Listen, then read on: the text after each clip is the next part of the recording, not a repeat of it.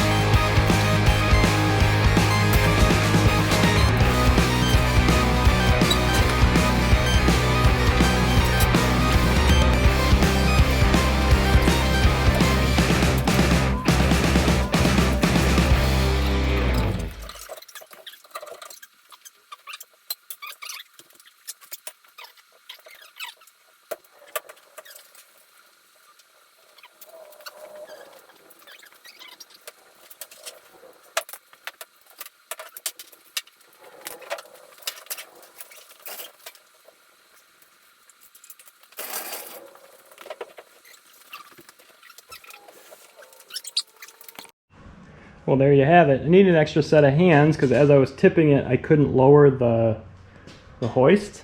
So that made all the difference in the world. So we're going to get this degreased. We're going to get this cleaned up. We're going to weld in the cab supports. All 4 of them need to be done. And then we will prime it, seam seal it. Then we're going to hit this with Raptor liner for the whole bottom side. So let's continue to get to work here.